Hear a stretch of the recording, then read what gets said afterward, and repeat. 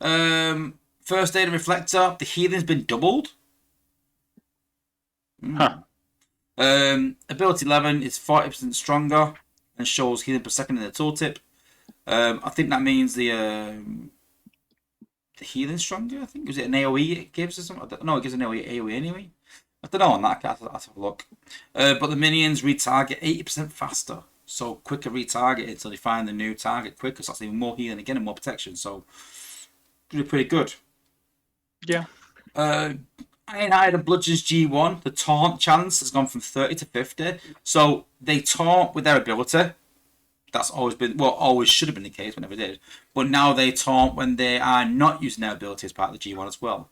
Which they always should have done, but never did. The taunt was rubbish. But now they've got a taunt when they're not using ability, and then taunt when they use the ability. I guess I'll be interested to see what the taunt really does, because apparently we've not seen it. Well, yet. basically, it attracts defenses. Yeah. So you can rush them ahead. And before, so what happened before was you would rush the bot in, and the defensive would target whoever's closest. Taunt didn't work. But now, if you rush ahead with a taunt, all the defenses will target them as long as they're in range.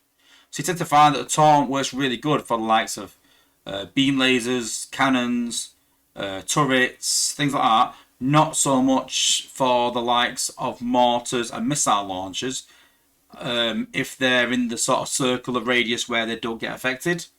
Because obviously then if they're in that circle, they'll target the next thing because they're not targetable. That makes sense. Yeah. So, could be interesting. Hover and Lockdown, the healing turret and damage turret rebalanced. More damage. Slowed damage down and rewrote the tooltip so it's better. And additional healing. So, Hover Buffer. Hover has had a bit of a buff. Buff the huff, that's the phrase. That's the one I talk about, yeah. Buff the huff. So, has had a good buff. Seaman Gomez put, yes, the huff got buffed. Huffrism is the way.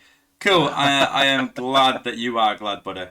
Like I said, yeah, I'm glad. Hound and Dragstrip. 6+2 reduced to 3+2. Yeah. Think could be used for clearing out front-loaded bases with resources? Sea spray alternative? I guess.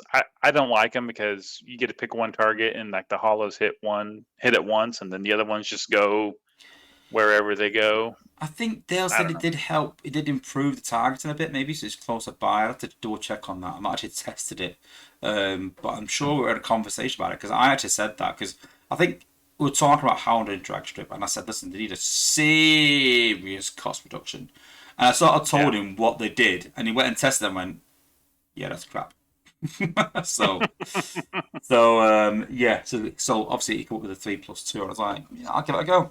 Like you just said then. Yeah, we'll see. You never know. It's worth giving it a go and trying. So medic class. So all medics regenerate 2% of their health every 5 seconds.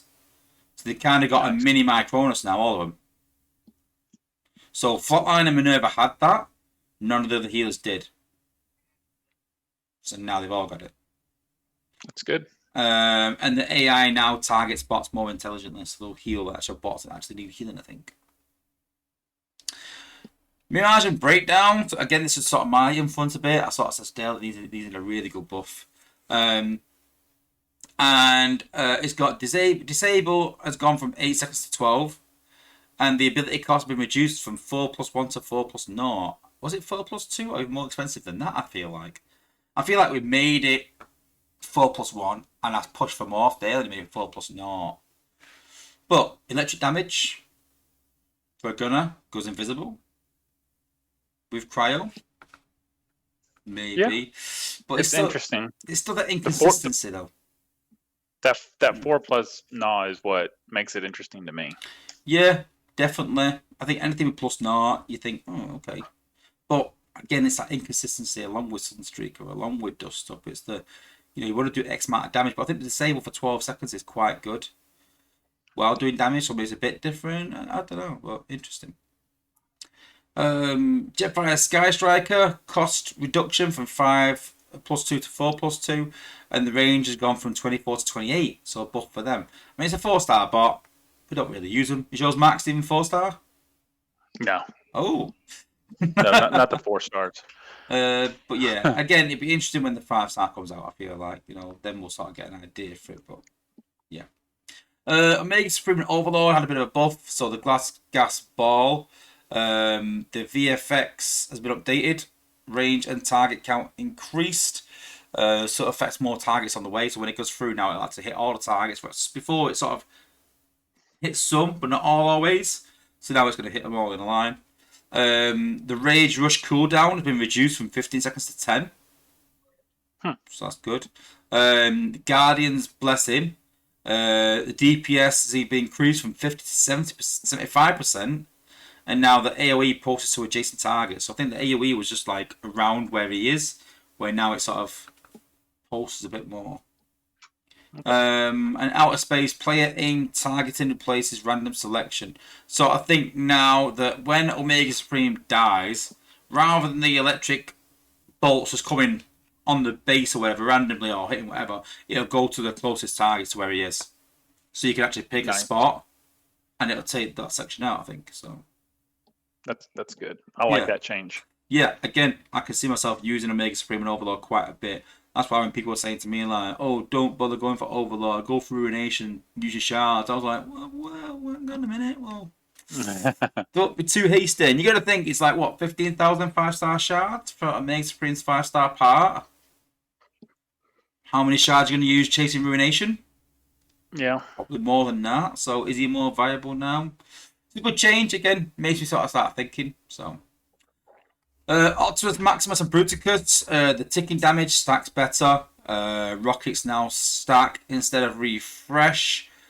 Small buff, but I think we'll get a bit more of a buff, Dale said, when the 5-star version comes out. So. Okay. I don't even know what the ticking damage is. It's been so long since I used them.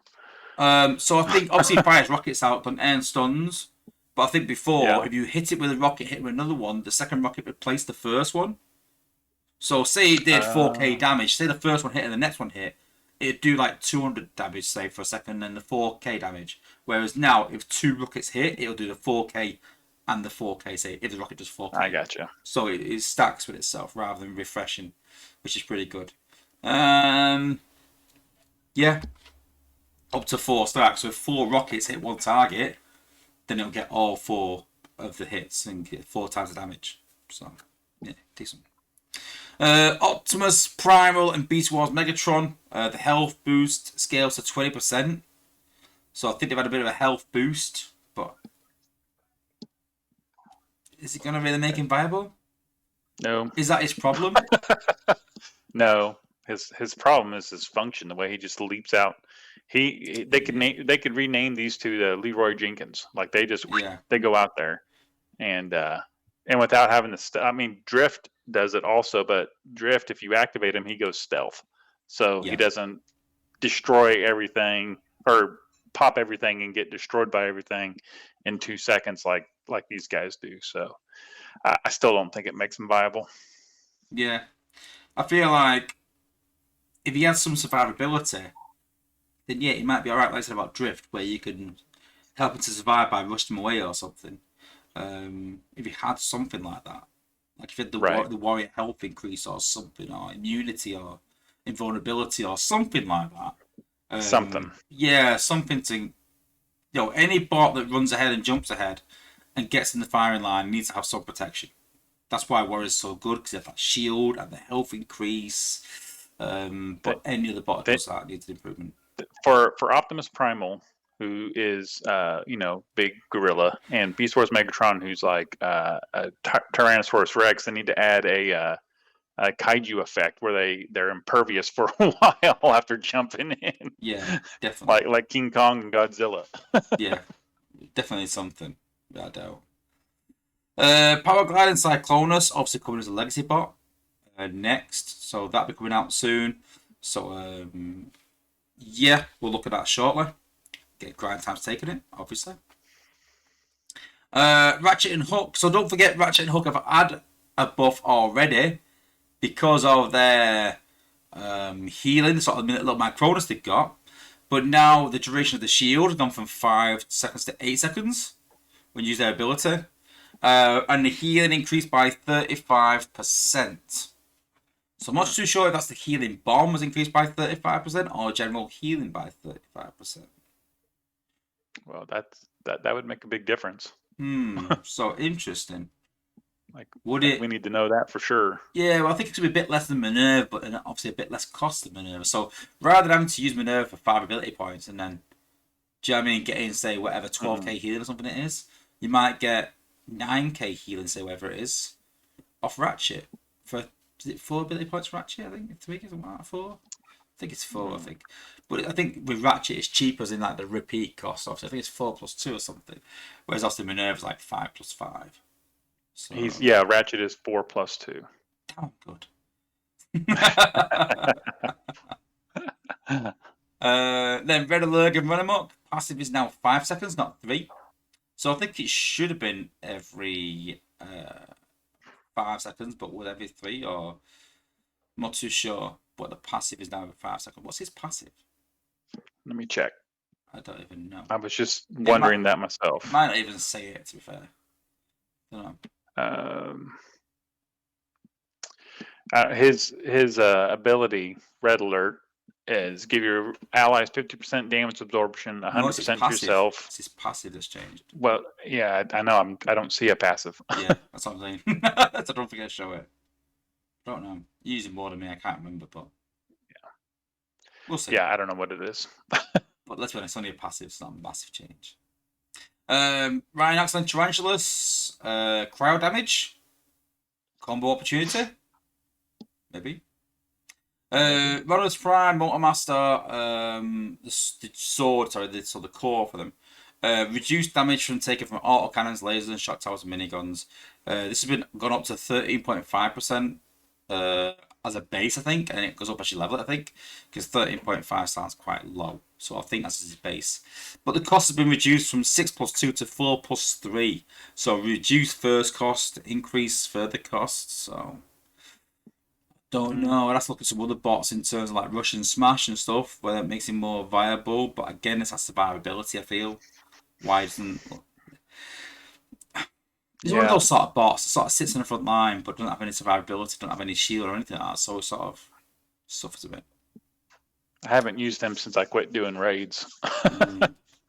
He was good in raids, but... Yeah, but listen, maybe it helps people do raids then, maybe. Who knows? I don't mind that at all. Then we got Rustus and Scavenger. I think this is a really good buff. Something that I sort of passed on to Dale that needed to happen. I said, listen, if you're going to do Rustus, this is what needs to happen. So the range is now going to match Skids, like for like. So you can literally combo Rustus and Skids better now. So that's good. I mean, Rustus will still have a bit less range in terms of normal range of the DPS sort of range, because obviously she's a scout and he's a gunner. So he'll naturally have more range, but I presume you could fix that by putting a range combat on Rustus and less of a range combat on Skids. So you could, I think, if you wanted to, put the likes of Glitch on Rustus and then put something like Fire Drive on Skids, so they match up a bit more maybe. And then you got the AoE ability then sort of like matches, and they're not different staggers. Yeah, good move. I'm looking forward to that. Remember Tex doing that combo and stop it doing. I was just thinking he's the only one I ever really saw try that combo. Yeah, and he was telling me how good it was, and then I was telling him how bad it was because she kept running off to her death, and then soon later he sort of seen the error of his ways and stopped using it, and I was laughing about it, honestly. Sandstorm and Octone, or Octane, as we should be calling it. Mm-hmm. The G1 SA damage or heal bonus is now scale. Supply G1 now grants health. Don't know what that means. Yeah, I'm not sure what that means. I thought the supply was health. Yeah, it is, but now grants health. Well, healing, not health. I don't know. Interesting. I'll trust Dale to clear one up. Octone gets another boost. So what? Octone gets another boost next. Sea Spray and Octone. Good day for Octone. No, that's not Octone. That should say Sea Spray and Octopunch. Typo. But area range increase from 3 to 6 when the tornado expires. So a bit of a buff to Sea Spray, which is a bit worrying because I think Sea Spray is OP. But I think personally Sea Spray might be on a bit of the chopping block next time round. Because the amount of damage that Sea Spray has been doing is a bit crazy. Use them while you can. Yep, 100%. Listen, he's got through this one. He's got through this balance change unscathed, so he might be the number one bot again. Who knows? Skylinks and Blitzwing, the shield's been increased from 4 seconds to 6 seconds, but I was actually showing Dale the problem with Skylinks and Blitzwing is actually that I don't think they have a passive. And so the problem is that they run ahead. So most other bots will walk forward, they'll do the passive, they'll shoot a gun or something, and then carry on walking. Whereas Skylinks just walks. It doesn't stop. So he's got the same range as everything, but he walks ahead for that split second. Because he walks ahead for that split second, he then becomes the main focus of the attacks of all defenses. So I think they need to give him a passive, but that's not something Dale can do overnight. We talked about this the other day. But I think maybe for the next balance patch, we might hopefully see that they can actually put some effort into him and give him a passive to slow him down a bit. Because you don't just slow him down and keep slowing him to a ridiculous amount. You want to fix him. But it's a bigger fix than just a slight tweak or something. So, yeah. Skyburst and Onslaught ability level and impact range increased for reliable adjacent hits. Disable's been increased to 5 seconds. I mean, I can't see it making it viable. No. I think it needs more. Sunstreaker and Swindle, the range has been increased from 23 to 28 squares. Wow. So that's quite a big increase in range. That's a 20% increase roughly in range. So that's decent. And the cost been reduced from 7+2 to 6+2. So good, but still that inconsistency in damage. The thing about Sunstreaker Swindle is if they're good to use on a base, then that means the other firebots are also good. You know what I mean? Yeah. Like, why would you pick Sunstreaker over? And maybe after this change we will, but I don't know. I don't see me picking, taking out Leo for Sunstreaker. Well, I think the way Dale described it was that Sunstreaker has a lot better range than Leo. Not as much damage, but more range. I think his idea was that you have Sunstreaker with loads of range with okay damage. Then you have Leo Prime with good damage and medium range, but has to get into sort of DPS range to do it. Then you got Optimus, which has good range of cast ability, but a smaller area. So it depends on how close you want to get, how much damage you want to do. So I think Optimus has the most damage, but obviously with his nerf a bit, the damage is a bit more close to him. Leo Prime's just in a line, but longer. But you have to get within range, obviously, because he's not ranged in like a ranged combat ranged. He has to get in like DPS range to use the ability. Whereas Sunstreaker can do it from a long range because he's a gunner. So a bit of disparity between the three. So interesting. Another one I spoke to Dale about Snarl and Hunger. So Snarl and Hunger, as a bot, as they are, is actually half decent. The problem is that each time they keep changing Snarl and Hunger, is they give him more DPS, they give him more health, it's good, but when you use the ability and runs in front of all the other bots, it just dies. So they've increased his attack and movement speed. That's not going to help him because he dies. Speed reduced from 3.4 to 1.9. That's going to help him outside his abilities, but his abilities is a problem. Health increased by 20%. That's not going to help him enough. Cost been reduced. That's not going to help him because using the ability he still dies. Now gains 50% lifesteal during the ability. Maybe. And move and attack speed increased from 100 to 250%. So it's been giving a lot more damage. I think what Dale sort of said was that the idea is that you don't rush Snarl up ahead. You rush Pipes up ahead, then use Snarl behind him. That's the idea behind it. You rush a Taunt Warrior in front and then use Snarl to clean up the area. Maybe. I'll have to see how it works. Yeah, there's a lot of buffs to him there. He's had a Yeah. lot. So I think it'll make him better. He was really poor before.